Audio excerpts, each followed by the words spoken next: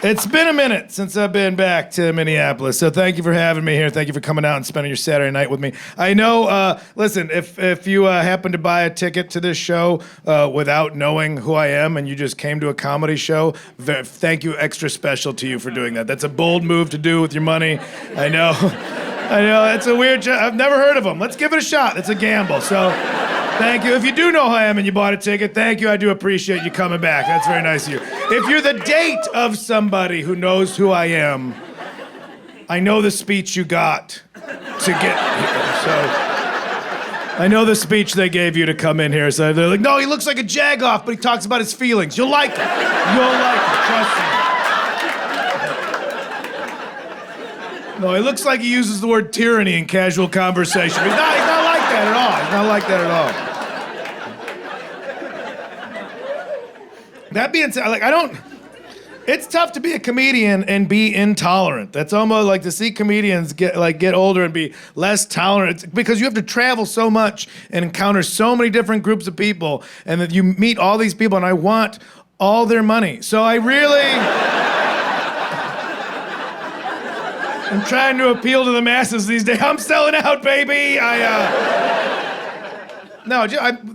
Truly, last week I did a show in Montana and we spent Labor Day in Yellowstone National Park, and it was something like I'm sitting there watching, it's beautiful, and watching Old Faithful go up. Look at this landmark. And I was just shoulder to shoulder with people like, let's go Brandon t-shirts and like, don't tread on me hats and everything. Just people that hate big government and hate socialism even more, unironically enjoying a national park.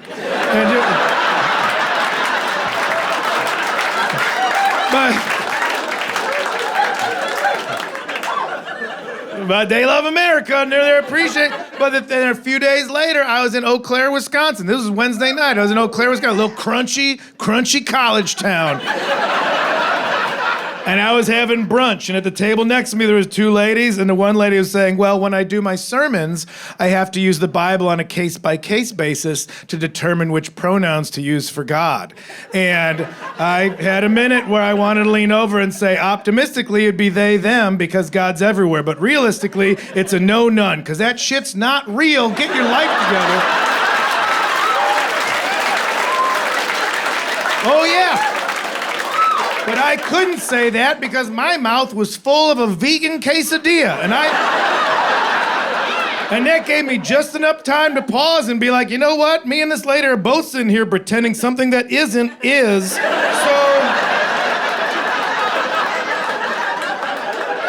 maybe we all need to lighten the fuck up and start saying hi to people more often.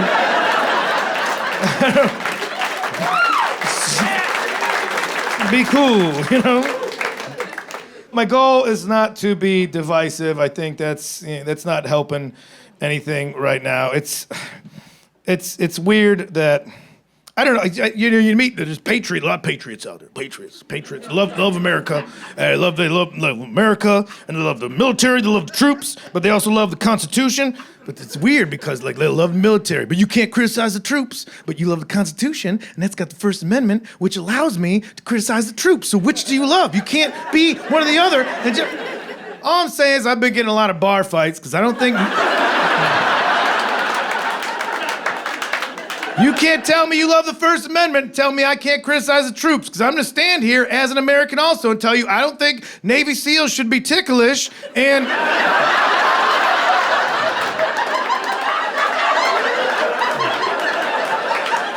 And there's always some guy with like a grunt-style t-shirt at the other end of the bar like, why not? It's endearing. No, it's a weakness.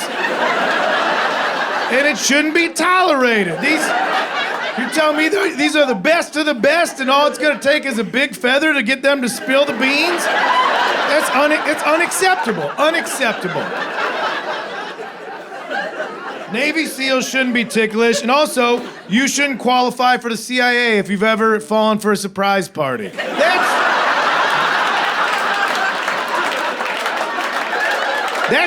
That should just be the test. That should be one of the tests.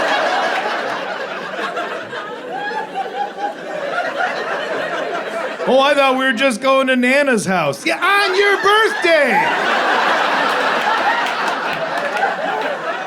If everybody yells surprise and you're like, I had no idea, then the surprise is you need to find a new career.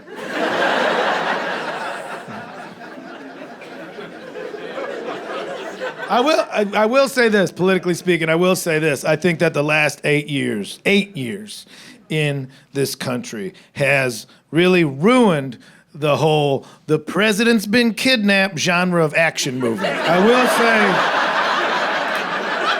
that it has deflated my enthusiasm. Man, that was a fun movie 10 years ago. That was fun. Oh, you'd go right to the cinema on Friday. The president's been kidnapped. Oh no, who's gonna save him? Channing Tatum? I hope his shirt doesn't come off. We were excited for those.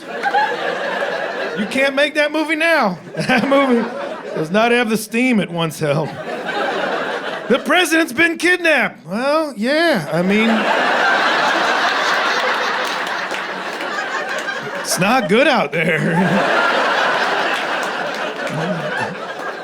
People aren't happy, man. Inflation's out of control. Well, what are the kidnappers asking for? Healthcare? Yeah.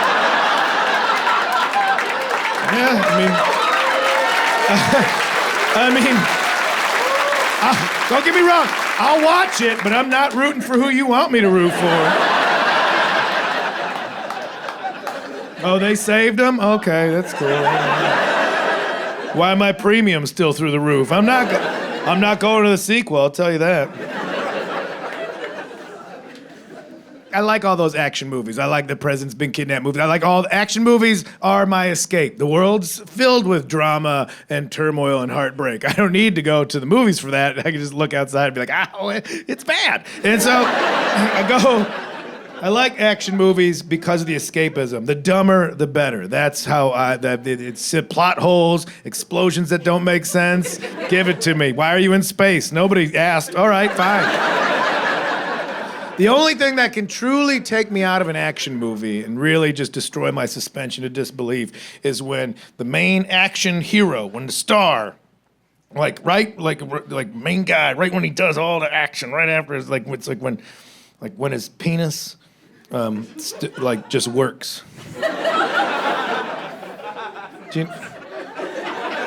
Okay. Like whenever he wants it to, just. The sexual prowess under pressure is the part. Okay. My favorite action movies of the current day and age that we're in are the Fast and the Furious movies. Those are my favorite ones. Arguably, sure. But even cheering, we know they're the dumbest ones out there. They're dumb, they know they're dumb, and we know they're dumb, and we're still like, give them to me. How dumb are the last one was called Fast X for Fast 10. There's 12 of them.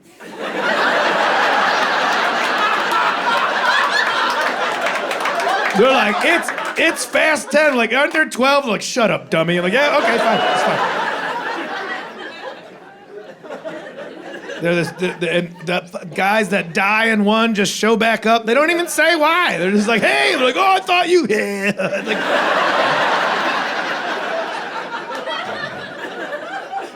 And then they're formulaic, they're elaborate, but they're truly formulaic. Like, right, I'm going to describe one of the Fast and Furious to you right now, and pretty sure that's how you pluralize it. So, and if you don't know the franchise, you will not know if I'm just making this up, just pulling it out of my ass. You will have no. And if you do know the franchise, you still will not be sure, because they just blend into one long Camaro explosion. But say we'll choose anyone from in the middle. So let's say like 3 to 8. Let's say anywhere in there. You never know what it's going to be. They've already done their first heist. They've established themselves. They've got their millions. This rapscallion crew of Honda Civic jockeys. They've made a few bucks and now they're in different parts of the world, just enjoying their life. We really did it. Nothing can go wrong now. And that's when just a representative from the U.S. government comes in like, we need this crack team of DVD player thieves. When that was relevant, we're the USA, strongest military in the world. Never mind about the Navy SEALs, but we're the strongest military in the world. That's part of the training now. We let puppies lick their toes, and if they crack, they're out. But right now, Outside of the best, strongest, big dick military in the world, none of them know how to drive manual. So we really need you guys. We need you, bunch of Corona sipping degenerates, to help us out. What had happened? It's just a group of international terrorists. It's international now. They can't be from a country because that's problematic. But it's still terrorism, but it's very diverse. Who are these terrorists? I don't know. That guy's Cuban. I think he's gay. Whatever. They're all over the place. They're all over the place now. They've stolen the nuclear codes. It's always the codes. It's never the bots, the codes. Apparently somebody's just writing them down in a notebook and just leaving them in a backpack at Starbucks. They always get the codes. It's just somebody like, all right, I got my keys, I got my wallet, chapstick. Oh, my JanSport full of nuclear codes. I can't believe I left it on the bus. So, the terrorists have stolen nuclear codes. They've hidden them in a Lamborghini. That's right, hide something. They've hidden them in a Lamborghini. Tastefully colored? No, it's orange. Bright orange Lamborghini. And they've stashed it on top of the bad guy's skyscraper. That's where I'd put it. You can't put it in the garage. It'll get scratched. So, there's a bright orange Lamborghini full of nuclear codes on top of a heavily protected skyscraper in a country that we will not name because this movie needs to make money everywhere. So, what did I tell you? You know, you got to feel. So that's on you guys now to help us because our military can't do it. And they're like, all right, assemble. All right, who, well, let's first, who do we have in our team that might have like a connection? A guy who knows a guy who knows a guy who might have like just a special Lamborghini lifting helicopter. And then just out of the shadows comes former hip hop star Ludacris. Oh, sure. Of course. Can you imagine it being someone else other than Ludacris? I am convinced Ludacris does not know he's in these movies. I think he shows up wearing the clothes he was gonna wear anyway. And they just convince him to say a few key phrases. What? Lamborghini living in a helicopter. Got it, that's it. And they call him Ludacris half the time, I'm pretty sure. I don't know his character names like Dave or Lugnut, I don't know, but they're like, all right, so Luda, shit, oh, should we cut? Because I called them like, nope, we already blew the budget on special effects.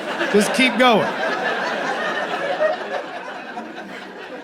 But somehow they get Ludacris to say, yeah, I got a guy. And they're like, all right, cool. And so that's it. We're like, oh, we're like only 20 minutes in the movie, short and sweet. They cracked the case, you know? So special Lamborghini lifting helicopters coming over the horizon, you know, just approaching. And it's a unique looking helicopter. And bad guy skyscraper's over here, but it's a skyscraper. They got a vantage point with elevation. They're like, that looks like a particular kind of helicopter.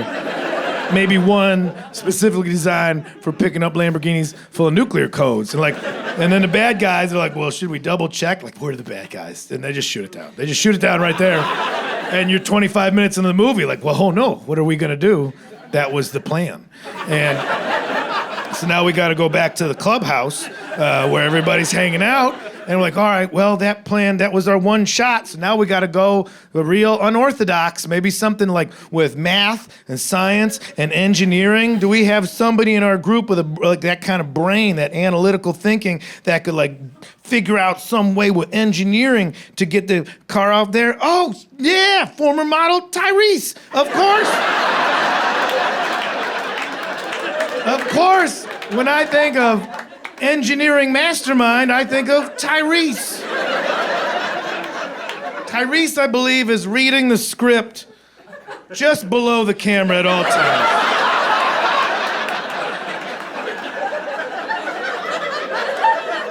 Oh, what's up? You all need help getting a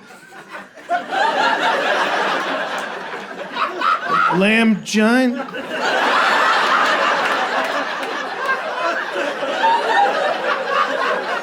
That says lamb gina, man. That's how it's spelled. Oh. Y'all need to get a Lamborghini off a building. And then they just cut to a whiteboard with a lot of shapes and numbers on it. And he just goes, there. You know, like that's, they just had some intern run in, just make geometric shapes and put some math on there. And that's when Tyree's like, well, if you drive it fast enough off the edge of the building and you could just fly it away on account of a Lamborghini has the doors that do this. It's got doors like this.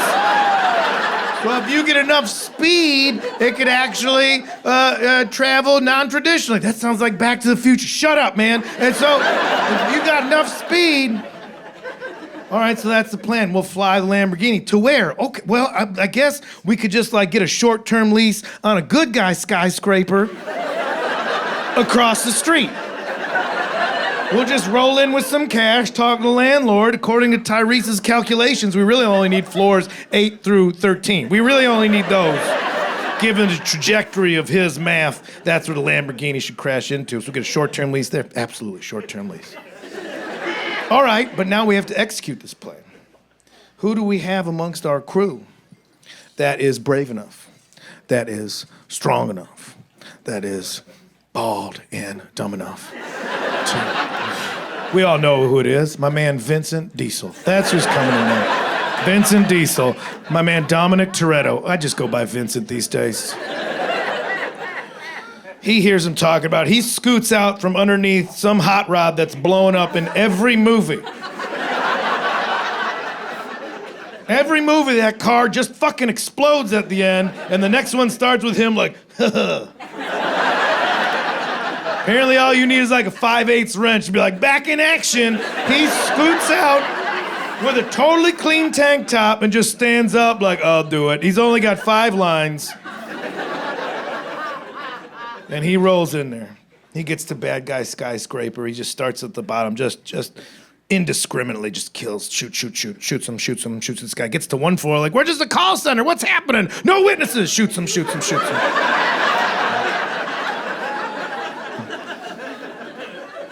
Gets him to what? We're just United Airlines customer service. What's going on? Double tap.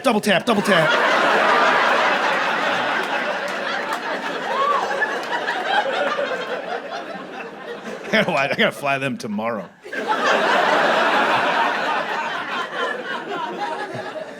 He just kills everybody in the skyscraper and gets up to the roof where the Lamborghini full of nuclear codes. He gets in. There's always a minute where he just like is horny for the car. Where he's like, you know. Why? He fires it up, backs up, shoots it towards the edge of the building. Boom, it goes. He pops the doors. That's it. They're the wings. It's flying. Of course it's flying. We've all agreed that this is real. I'm on my 3rd bag of popcorn just going, of course it worked. Tyrese knows math. I'm absolutely with him on this, 100%. But then there's one terrorist he didn't get yet. There's one guy, and he's just barely hanging on, but he's dedicated to being a terrorist. And he's like, he pulls his AK-47 over by him, and he says something hack, because they didn't pay the writers well enough. So this guy's just like, not on my watch, or some shit. Like something dumb. And he's got 1 bullet left, and he fires it off. But it doesn't hit Vincent. It doesn't hit like the undercarriage. Like, it just hits the window in the door, which that's where the lift exists for the Lamborghini to fly. Oh no, this whole plan unravels. Now the Lamborghini's spiraling, and Vincent's like, what are we gonna do? And it's spiraling. It's not gonna go to the designated floors that they gotta rent on. It just smashes into the side, a good guy skyscraper. And Vincent thinks quick. He flips outside. He grabs a seatbelt. He's dangling off the side of the building. He's holding on like an office chair that's hooked on an I-beam that's hanging out of under construction office. And he's holding on to the Lamborghini by the seatbelt, just like, you gotta do this. And he's looking at his crucifixes just dangling, shining in the sunlight, and he looks at that, and that's when he's like, oh yeah, family, and he just, which is such, that's weird that's what that reminds him of, because the guy in that crucifix, his dad killed him. That's a weird thing to go with.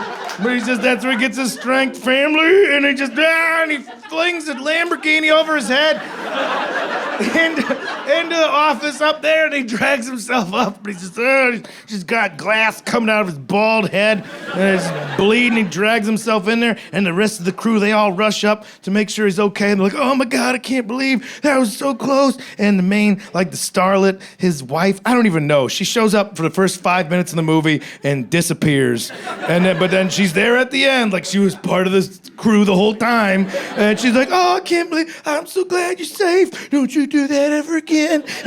But then she's like, but also the way you saved the world has got me all, every time you just assert yourself this way, we should fuck. And he's just laying there bleeding like, all right. And that's the part of the movie where I'm like, I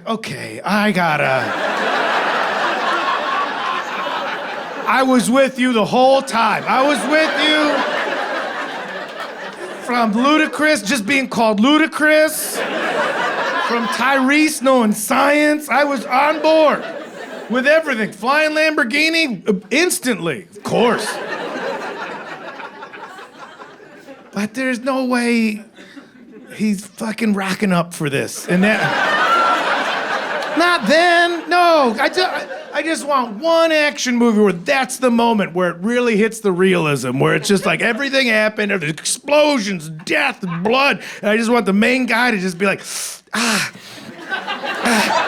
what, are you fucking around? Did you not see what I just... Can I get like 20 minutes? Jesus Christ. I see. This is what horned you up? What's wrong? I just killed all those guys. And that, not to mention, I ran up the whole building, but those guys had families. I'm sad about that. You don't read. And also, I've been at my target heart rate all day with this plan. I think this is rebar that went through a kidney. My blood pressure's plummeting, but I mean, if you need it, we can give it a shot, but it won't be good. I hope you're into people watching, because we're gonna have to do it in the ambulance, because I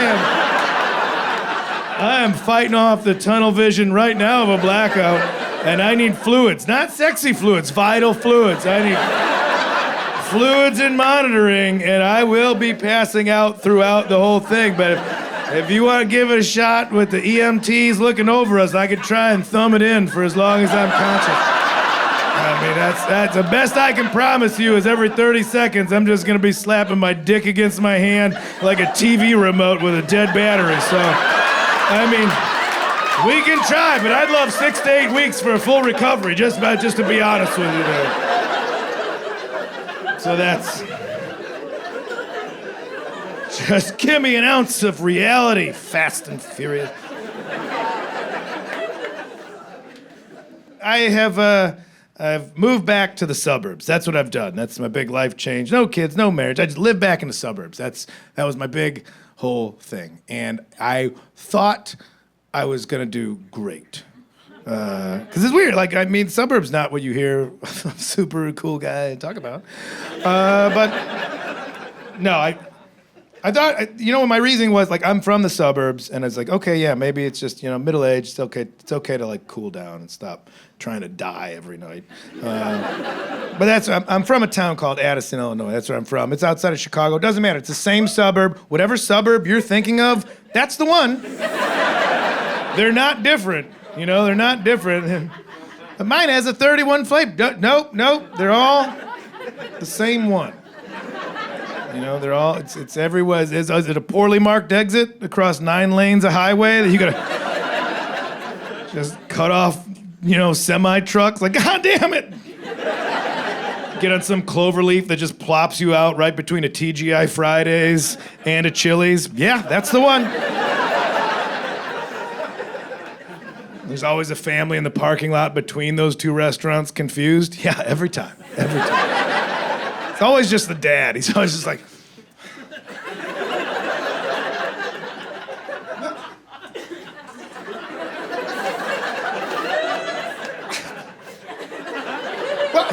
Yeah, I know, but which one's got that prolapsed onion thing I like so much?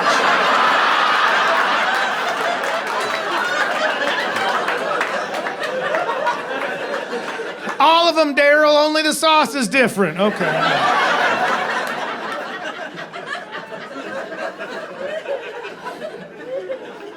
So, yeah, that's the one. My parents still live there. My parents are still in the same house I grew up in. I guarantee you, they're in that house right now at this very moment. Just both in separate rooms, 3 televisions, all playing HGTV at different volumes, just to fill in the void where conversation used to live. Just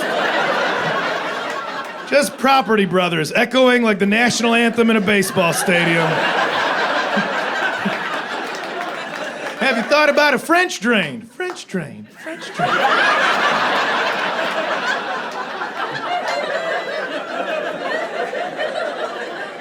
They're great. They're there, they're just old and crazy, parents are. Both there. I still love them, I still talk to them, but it's, it gets tough. My mom, how do we say this? Verbose is not a long enough word to describe how my mother abuses the privilege of conversation. Is that too mean? Let's put it this way. The woman tells a story the same way a Rube Goldberg machine cracks an egg into a frying pan. Does that make more sense? You're gonna get that omelet, but you're gonna take a lot of unnecessary twists and turns to get there. What's that? An example? You got it, Minneapolis.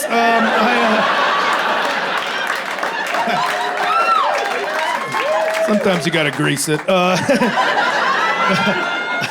I called her up. When I call her, I know that I've made the first mistake. So I clear my schedule, I get snacks and waters around me, and I'm like, all right, here we go. Time to hit the space station. You just get your necessities around you and strap in. And I called her up, and I started optimistically. I'm gonna start with good energy. And I call her, and I was like, okay. I was like, hey, Ma. That's how I started. Hey, Ma, good energy. And that's how I called. She answered the phone, heard me go, hey, Ma. And then her response, she just goes, ugh. Right there, I was like, I do not have enough snacks. We are not going to make it around the moon on this one. She goes, as if she'd just been preparing for this, she goes, ugh, Kyle. She goes, do you know the game Words from Friends? Now, I know that game's called Words with Friends, but I don't want to correct her. That's going to add time on the clock. That's what we're trying to avoid. All right? Talking to my mom, it's improv rules. Yes, and. You just got to agree and push forward. It's the only way. Anything said is the truth, and that's the reality now. So you just accept and move forward. Words from friend, I'm like, yeah, Mom, it's like Scrabble. She goes, Kyle, it's like Scrabble. And then she spent the next 20 minutes describing the game of Scrabble to me. That's a game that we've played together. I blacked out.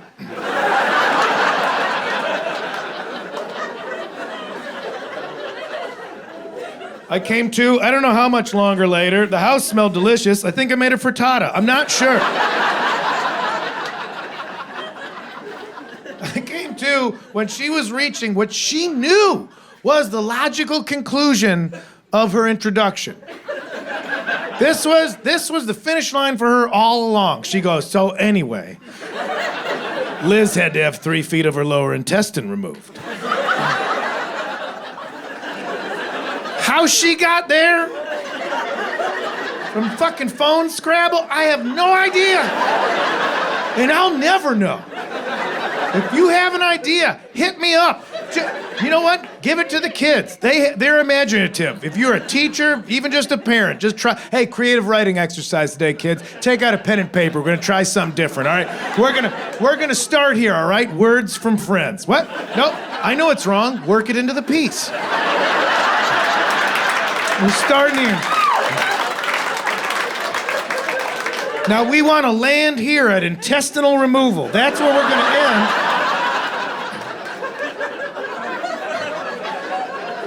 And if you can get there in 5,000 words or less, a Pulitzer Prize. Probably, I don't know.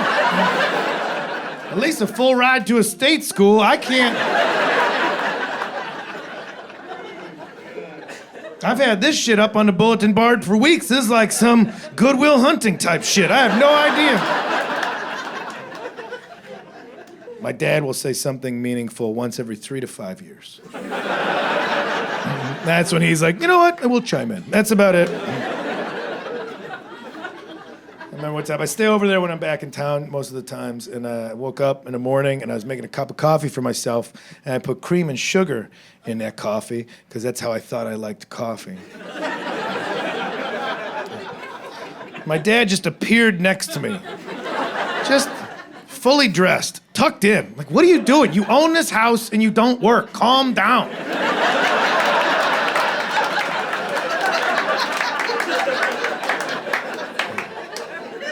He's just looking at what I had done to the coffee, and he's just looking at it for a while, and then just after a minute, he finally just looks at me, gestures to the coffee, and just says, "Why don't you put a dress on it?"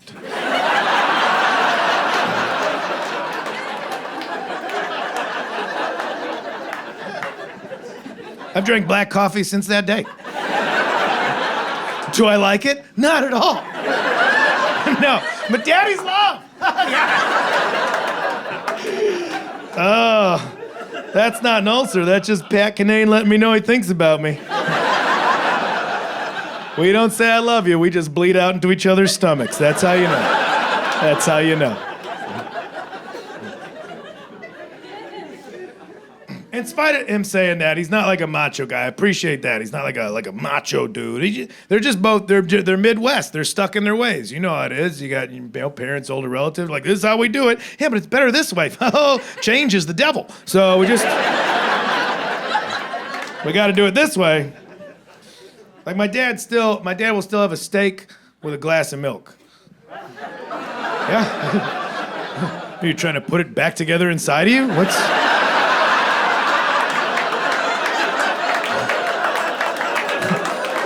Some sort of culinary ship in a bottle you're trying to build down there?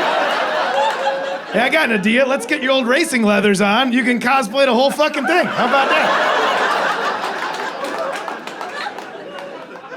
One of the times I was back home, and I was going out to eat with some friends. We were going out to a vegetarian restaurant. I'm vegetarian. Technically, I'm pescatarian. But, well, you don't have to say that unless you want to get rid of all your friends. It's really such an efficient way to cull the herd. We're all thinking about going out to eat. What does everybody want? Well, just remember, I'm a pescatarian. Shut the fuck up, Kyle. Nobody asked or cares. We just figured you'd stay home and lick the yard for whatever nutrients you need. Why don't you go dunk your hand in a fish tank and suck on that for the rest of the night?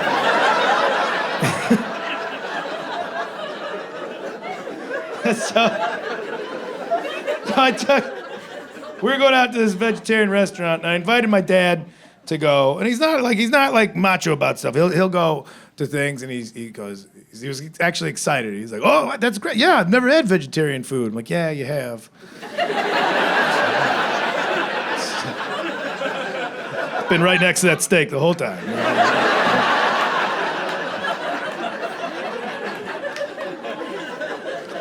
I took him to this vegetarian restaurant, and he ordered a veggie burger. Safe bet for somebody that's unfamiliar with it, because I could tell he's like, maybe it's meat. It won't be, but you know. It's a familiar term you went with. I understand.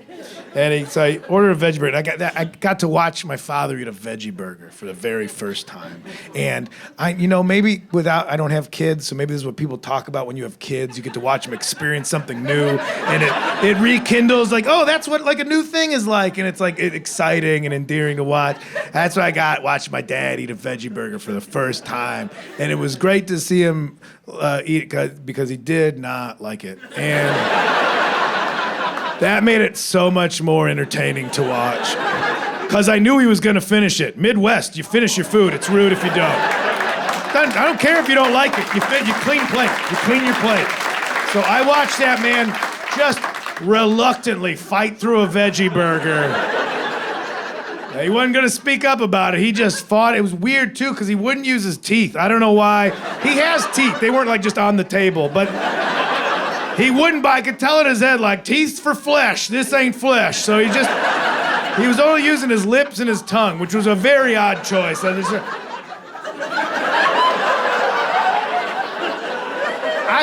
The best way I could describe watching my dad eat a veggie burger is probably like watching a gay guy reluctantly go down on a woman.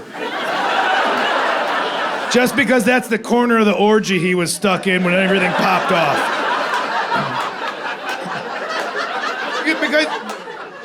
Because orgies are vicinity-based. It's like musical chairs, When the guy with the starter pistol says, go, you just gotta get to what's next to you. Orgy, they're always like in a house in a cul-de-sac, and it was always the husband's ideas, but they're nervous. Everybody's oiled up and nude, but the husbands are by the hors d'oeuvre table, second-guessing their plan, just trying to get half-mast, making more eye contact with their neighbors than they've ever made in their life. Sports, right? Sports, actually, yes, sports. What is that, hummus? I saw yours, I'm sorry. I guess you could look at mine. Shit, this is weird. Why'd we decide to do this? And all the wives are on this side of the room, with the one gay couple that moved to town, because that's who's gonna talk them through it, They're like, all right, ladies, listen, this can be a very enriching and rewarding experience. It's nerve-wracking at first. Have a Xanny, have a champagne. We're gonna get through this together. This could actually open up so many more possibilities for you and your partner. Now, if there are insecurities, those will come out and your relationships may suffer. Diane, oof. But for the most part, this could just be it could really be a growing experience for you and your partner. And that's when a guy with a referee jersey and a green NASCAR flag comes in like, and you're off! And then, because everybody's been separated, so the gay guys are just surrounded by oiled up naked women going, all right, shit, ladies, just hold still. We gotta munch through these boxes to get to that dick, so just hold still. And that's how I watched my dad eat a veggie burger. And so, I think...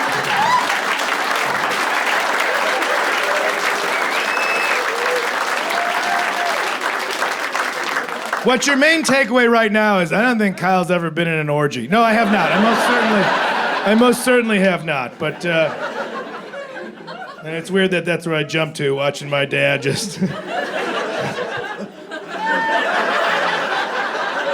How you doing there, buddy? It's just a lot mushier than I thought it was gonna be.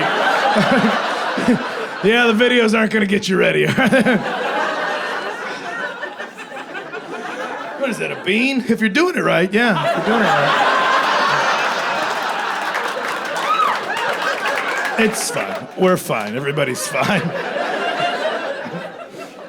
I realized when I moved back to the suburbs, I came in with the wrong energy because I came in with city energy. I was living in Los Angeles for just about 17 years. And if you, like, city energy, as you may know, like, you just get real used to things that you shouldn't be getting used to. Like, you shouldn't be casual about some of the stuff that's happening. But you do, because you're in a city, and that volume just slowly gets turned up, just frog into boiling water, until you're just coming in just real loose, saying shit like, man, that guy with the sword is out in front of 7-Eleven again. He's always saying something wild like, and I'll do it again. I don't doubt you will, my man. I'm sorry, sir.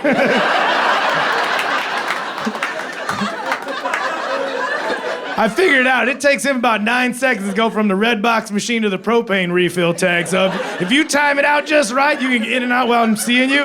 Makes that Slurpee taste that much sweeter, I'll tell you that. Well, that's a little sugary trophy for you for living.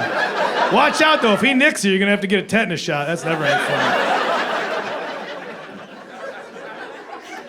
So that's the energy I moved back with. Like, I just came in hot because I knew, because we moved there like end of September, right? And that's when I got into town. I'm like, this is how I'm winning over this neighborhood. I'm gonna move into the suburbs. This is how I'm gonna win over the neighborhood. I'm gonna be full-size candy bars guy on Halloween. That's how I'm gonna be. Everybody loved full-size candy bar guy. As a kid, you're like, that guy rules. Don't egg his house. This guy rules. Everybody loves full-size candy bar guy, and that's how I was gonna start it that first Halloween. I'm gonna be full-size candy bar dude. Here's the thing I did not realize, because I was coming in with hot city energy, is that in the suburbs, when you just show up in the beginning of a pandemic with out-of-state plates, and then just try to be full-size candy bar guy without having children of your own, it has the inverse effect. I'm just sitting out on my porch under the one light that was working, because I didn't get around to fixing the rest of them, just waving king-size Snickers, going, how can I tell if you're Spider-Man unless you come closer?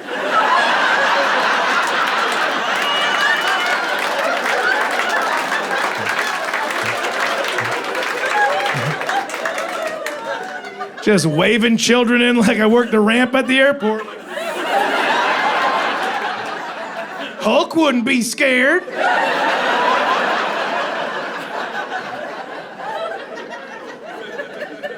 So that didn't help with ingratiating myself into the suburbs. Yeah, that was like strike one, really, for moving out there.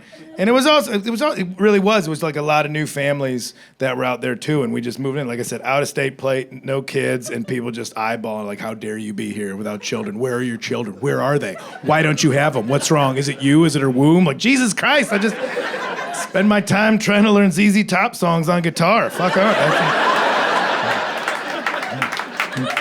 You got legs, you know how to use them. Fuck off. Do not reward mediocre comedy. Do not. They were just mad dog us, because there's so many just new moms out there, like baby stroller Sturgis, just pushing them down the street.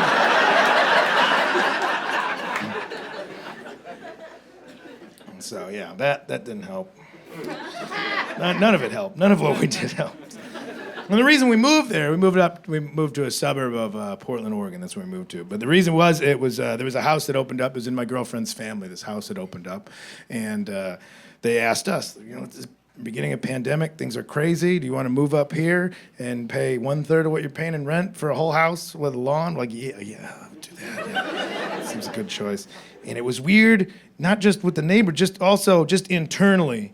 Because I knew that this house is in my girlfriend's family, and we moved up. We're excited. Main bedroom, we're gonna have a main bedroom, and we're gonna each get our own little bedroom to be an office. We're gonna get our own office, that's great. But right when we got up there, my girlfriend started corralling me towards one particular room of the house to be my office. She's like, what about this room, Kyle? Don't you like this room to be your office? This is a good office for you. I think you would get work done. You look cute in here, I'll tell you right now.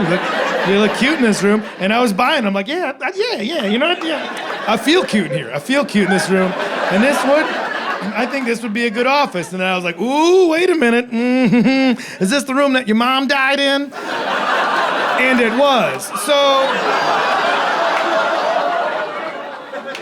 I understand. I wish she was just honest about that from the first part. We've been together for a long time. I would have understood if she's like, hey, I don't want to hang out in this room. My mom passed away in here. I'm like, that makes total sense. She didn't have to resort to this trickery. But now that's my room, that's my office. That's where I do my work. Let's just get to the point, all right? Masturbating in your mid-40s already has a level of shame to it. Just added tax right away. Why am I doing this? If I see a reflection of myself, I'll call the cops on me. I am not happy about it. Now, take that and add apologizing to the ghost of your mother-in-law after each and every time. And let me know what that does to your upstairs. Let me know how you recover from that. Oh, global pandemic, world might be ending. Well, how about a momentary serotonin rush? Here we go. That should be fine. Oh my God, I'm so sorry. This must seem very disrespectful.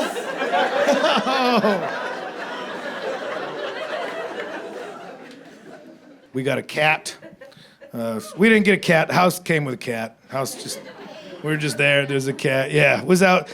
We weren't even sure the cat was real at first because it was fucked up looking. It was some real Pet Cemetery action. Covered, scrub brush, and just missing some ear. Had like David Bowie eyes, you know. What are you looking at? Everything? Nothing? What's going on with you? They always just appear from around structures at first. There's always one of these.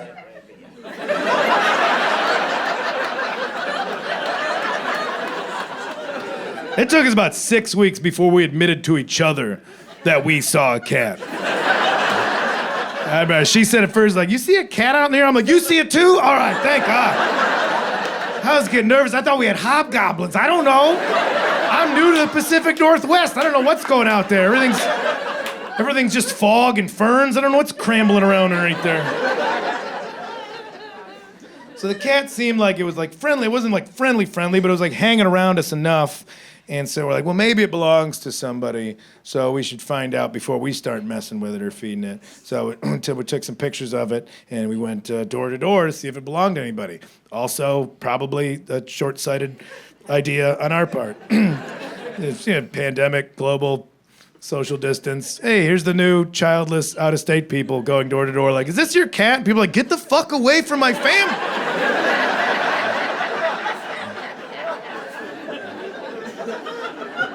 Yeah, you're right, yeah. The old guy next door answered the door, but the chain's still on the door. He was just like, oh, that cat? That's nobody's cat. No. That cat there, that cat belonged to the earth. Yeah. That cat come up from the soil when the sun go down. And just roams amongst the mist, just eating dreams and shitting out nightmares. That's what that cat... Man, just say it's not your cat, old man, all right? I don't have time for folklore. I got other neighbors to harass.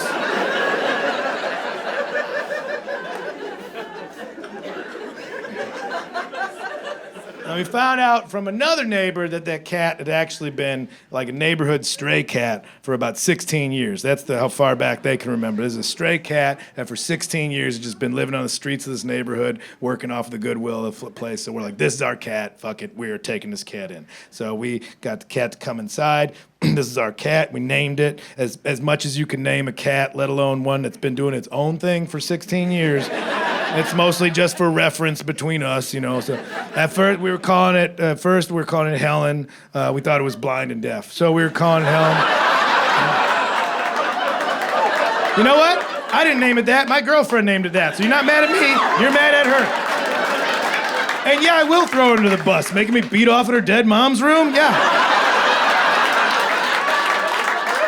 All's fair, babe. She's calling it Helen. I was calling it Dirt Nap. That's how I was calling the cat. On account that it sleep all the time and was filthy, but also it looked deceased more often than not. That cat looked like it had perished many times. Like, oh, cats sleep weird, but like draped over a curb, under a car tire, just with its eyes open, looking at nothing. I walked up to it with a shovel more than once. It was like, well, this is a sad day, and it would just run off. I'm like, oh, look at you. Look at you little crisis actor. You got an agenda, and I don't know what it is, and that's what I like about you. You're mysterious. A little cross-eyed ghoul. Yeah, Dirt Nap, little dirty, little D. We'll be calling her Little D for the rest of the story. Also be referring to her as she and a her. We thought it was a female cat. Turned out it was a neutered male, but we didn't find that out until later. So Jenny Nooch for gender neutral is the name for some of the time. And then for special occasions, we call her Miss America. And by special occasions, just when you could say something truthful that it's more funny when you could be like, man, Miss America shit on the couch again. And if you can time that out right for when like a new mom is walking by an open window, they're already against us, so maybe as well just feed them. What are they doing to that future beauty queen in there? We got this cat, and we brought it in. We're like, we're gonna give this thing the best sunset years we can give it. We're gonna pamper it. First, we took it to the vet, make sure it's all dialed in. We took it to the vet. And right away, the vet was just like, oh, it's got a thyroid issue. It's thyroid. It's got bad thyroid. It's got to be on a special diet, very special. It's a prescription diet. There's prescription cat food out there. Why?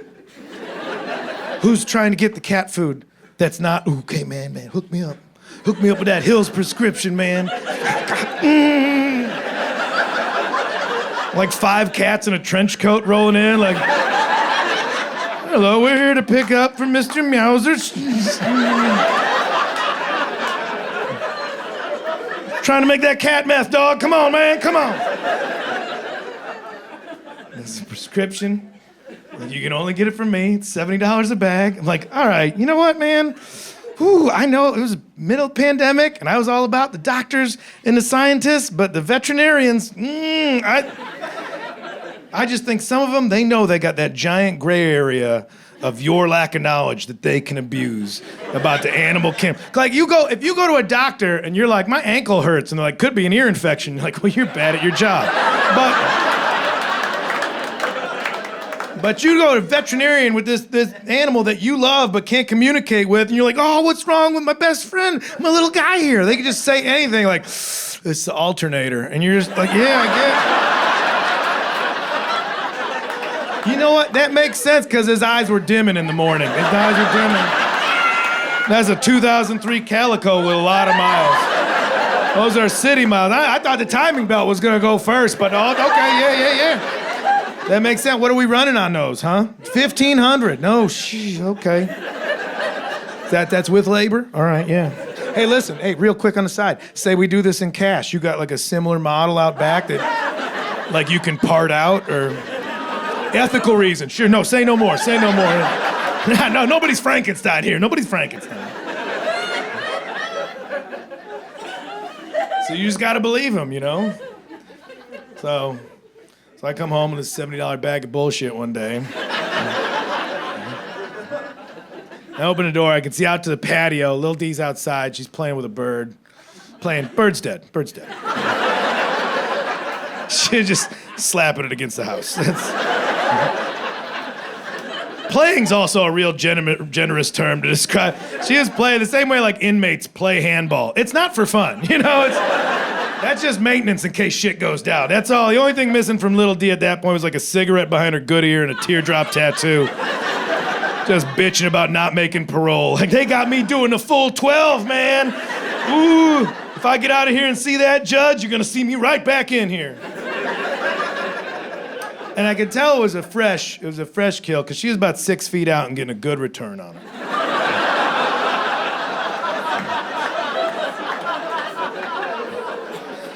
So I come in with this food, just shaking it like, Lil D, I'm gonna save your life. Look at this. And she looks up, because she can hear. It's selective, but she can hear. And she looks up, she knows it's food. She looks at the food, and then she looks at me and just puts it together. She's like, oh, you're gonna want me to eat that. Watch this. And then she just ate the bird. Like at me, like maintained eye contact, but ate the bird. And I know cats eat birds, but I was not ready. Like, I assumed it was gonna be messy, but with strategy. That's what I thought. Like, it's a whole bird. I thought it was gonna be like brutal, but you know, with technique, getting to the soft part. Like the same way, like we've all had that night where we get bong rip stoned, just get a rotisserie chicken just for yourself. Those nights you get home, like, close the blinds, I'm going elbows deep on this bitch. Like those kind. That's what I thought I would have seen. What I saw and was not prepared for was the full-on David Blaine street magic disappearing act that she did on this bird. Just, oh. Entire thing disappeared. One Forrest Gump feather just floating down for effect. Still looking at me like, What? Where did it? Is it in my pocket? Oh my God! Is it just gonna be alive over here? That is what you did. Is something. I gotta call this vet back. And I rang him up right then and there, like, yeah, hey doc. I don't know if you got a plan B for this whole thyroid thing, but Lil D been out in these streets just consuming her own enemies for the better part of a decade and a half. So if you got some alternatives, I'm all ears right now. And that's when the vet on the phone, he's like, oh, chicken baby food's totally acceptable for a thyroid issue, too. You can feed her chicken baby food. Oh, chicken baby food. Oh, the shit that's 50 cents a jar? You could have led with that, you fucking quack. So that's my life now when I'm not on the road. I'm just buying racks of chicken baby food. I'm just buying full, just cases of chicken baby food. And every morning that I'm at home, I gotta wake up and I gotta heat up a little jar of chicken baby food. Because now that we're an indoor cat, we got particular about temperature. So I gotta heat up this little jar of chicken baby food. And I throw up through my nose a little bit, just And we feed this to our human babies. You women are savages. I do that, and then I go, and then I clean out the litter pan, because these are the things you have to do when you let vermin live in your house. I go, and to get through the litter pan part, I just squat over it and pretend that I'm just an optimistic prospector, and this is my lucky day, because it's the only way to get through sifting through that, is to sit there and be like, oh, I got a good feeling, that's a big one. That one's pure gold, me and Ma don't have to live on the front. That's a poop, okay, all right. Oh, look at this one coming down the street. Woo, boy, I'd take that to the bank. I'll buy the bank with that. That's just a piss fritter. All right, well, third time's a charm. I'll take silver at this point. Anything to get me out of the dusty old wet. That's a poop, too. I think this creek done run dry. That's just a fun thing to do for me, because you got to be creative with your chores.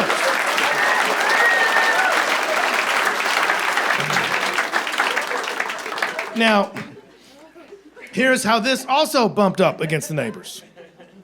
Is that where I live in Oregon, they take their recycling very seriously. And I'm happy about that. I'm mostly a hippie at this point. I like to see a recycling program that it actually at least looks like the stuff is gonna go to where they tell me it's gonna go. If it's a lie, it's a very elaborate one, and I play along for it. This goes here, and then this one here, and this one, a little one. Sure, fine, I will go along with it. So when I lived in LA, we didn't even have recycling. We were up in arms. I lived in Hollywood. We were like, how can we not have recycling? We're Hollywood. People look up to show business for role models, and how dare we? And just people passive-aggressively bitched about it because it's performative, and then the city's finally like, all right, here's a recycling bin. And we're like, now that's great, we're doing the right thing. Now can I put styrofoam in here? And they're like, you could put a fucking baby in there. It's not going anywhere you think it's gonna go. Why don't you just make believe where you want it to go? Just lie to yourself. That's what you're doing here anyway. Just make pretend. This one's for trash, and this one makes porridge for orphanages. Just bullshit yourself.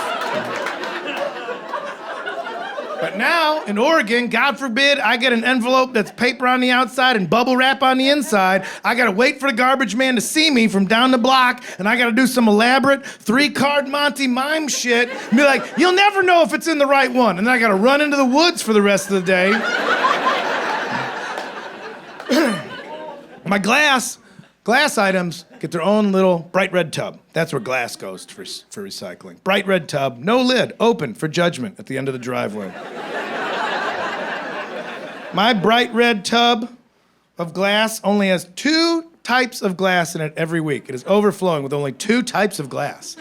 That would be baby food jars and liquor bottles. That is the only 2 types of glass. For 3 years, that's the only glass that's been out there. For 3 years, nobody has seen a child anywhere near my house. For 3 years, these women, they've newborns to toddlers, they're talking, they're walking, they've walked by and just looked at that and just been like, what are they doing in there?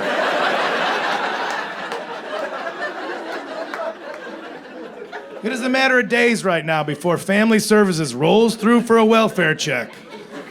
And I'm gonna be the one that's home during the day, just answering the door, just shirtless, drunk on account of the booze. Mr. Kinane, we just need to see the baby. I'm like, what baby? Ain't no baby in here. It's just me, shirtless, learning these ZZ Top songs. That's all it is. Fucking baby, the only thing in here is a sharp-dressed man. Hold on a second, let me tune up. What did I tell you about rewarding mediocre comedy? That was a test, you failed. No baby, look around for a baby. If I had a baby, there'd be a baby crib, there'd be baby clothes. There'd be baby toys out in the yard. Come out in the yard. Look, you see any baby toys in the yard? There don't no baby toys in this yard. I got no baby. The only thing you're finding in this yard maybe is like a bunch of little bones. And they're like, what? I'm like, well, no. I got this cat, right? And it eats birds, but whole, like all at once. It eats a whole bird. And I know it could eat the birds, but where do the bones go? Because it eats the bones. What happens to the bones? It's eating bones. And you're scientists, and like, we're not. We just have clipboards. I'm like, same thing.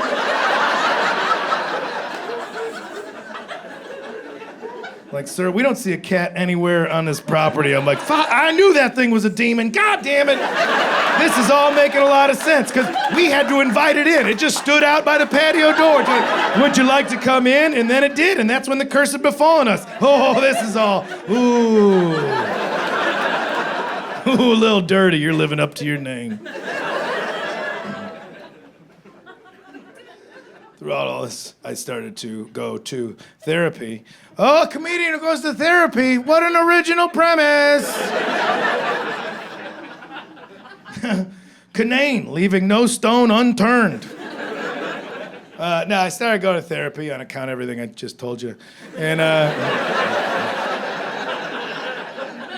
well, also, one of the things, too, is I moved up there, I forgot I had seasonal depression. I forgot about that part, because I was living in L.A. There's no seasons, it's just summer and then cute hats for a little while. I got to Oregon, that first fall came in like, remember me? Hide the knives! I'm like, oh, you son of a... my gloomy old friend is back. And even talking about seasonal depression is just, it's stupid. It's like, it sounds like you get it at a farmer's market. Like, nobody takes it seriously. Is the depression in season? Mm-hmm. Oh, it's right down here by the winter squash. Isn't that like... Which is a better name for it.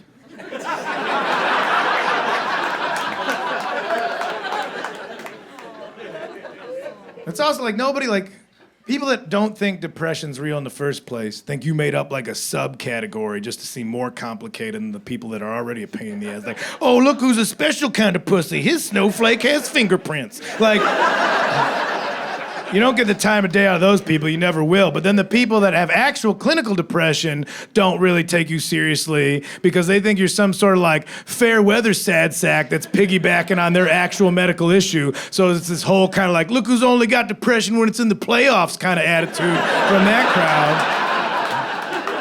crowd. Take off the jersey, you're not really sad.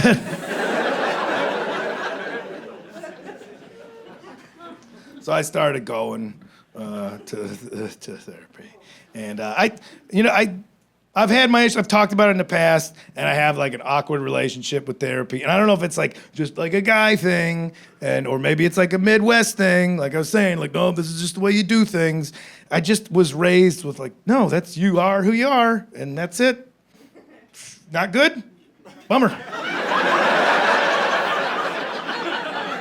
It's the hand you're dealt, so you're a dickhead. Turns out. What do you do? Well, if you go change, you go get better, then you're not a dickhead anymore. Now we don't know you, and now it's on us to relearn you? That's selfish. That's why we wrote Don't Change in the yearbook. We thought you were an asshole, and we want you to be an asshole 20 years from now.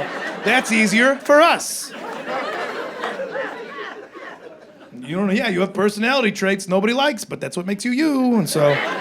I really grew up with this idea that you just absorb your faults and that's, you just make do with them. I had that was my attitude for a long time. I was, well, if God didn't want me to have anxiety, why'd he give me all these cuticles,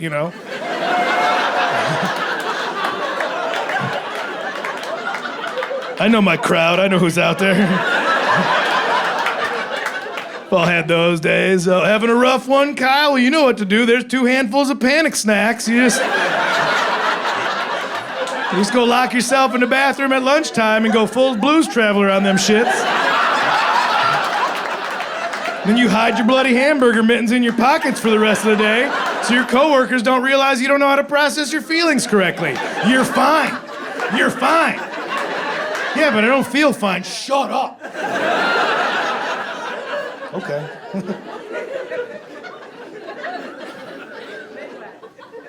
So I started going to therapy.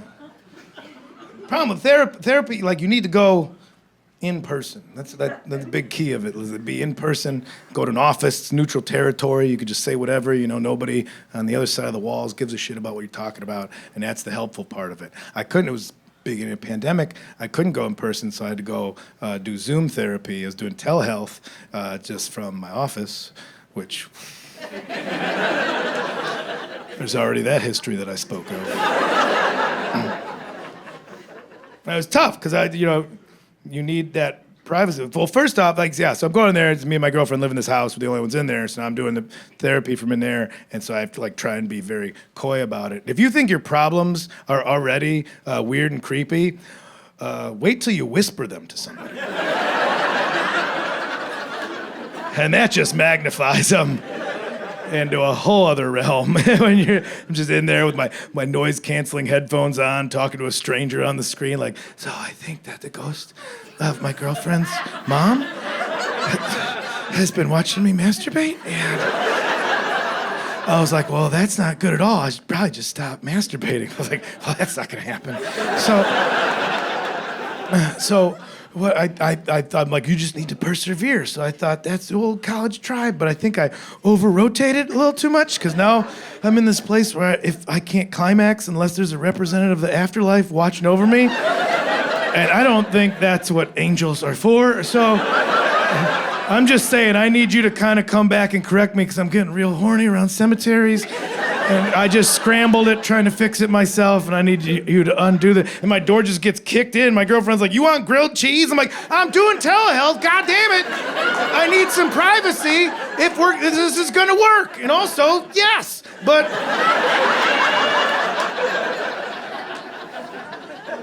So that arrangement wasn't working out, but I realized I could get the Wi-Fi out on the street. So I just go sit in my car, and that's where I do therapy.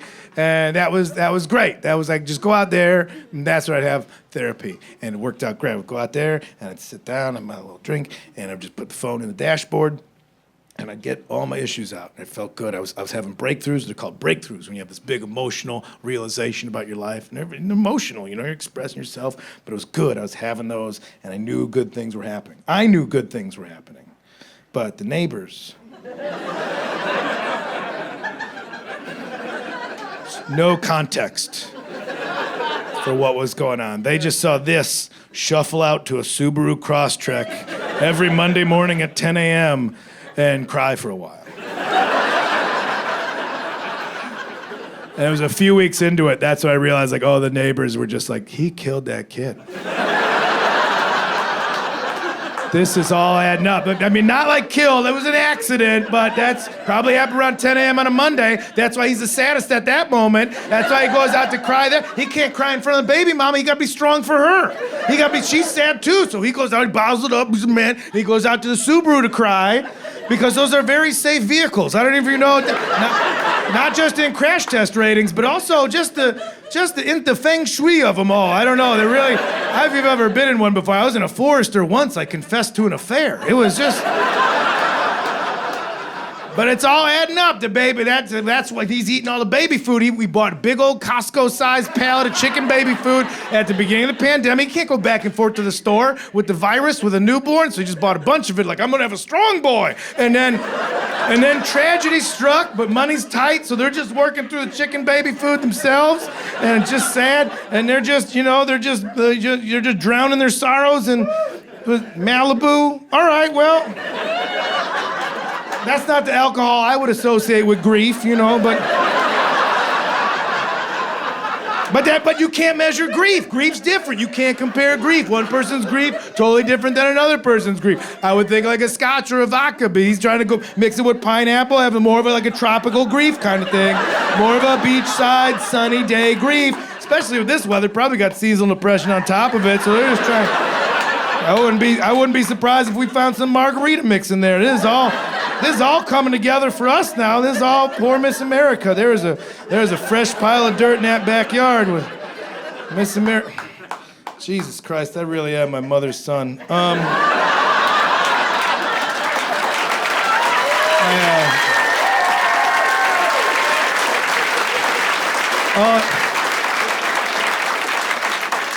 What I've been trying, long story short, we did not get a lot of trick-or-treaters at the house. I got so much candy left over. If you guys, find your way up near Portland, hey, I got Three Musketeers. Payday for the older gentlemen. I might like that. So just look me up. I'll hook you up. You guys, thank you so much for coming. I appreciate it. Thank you very much. Have a great night.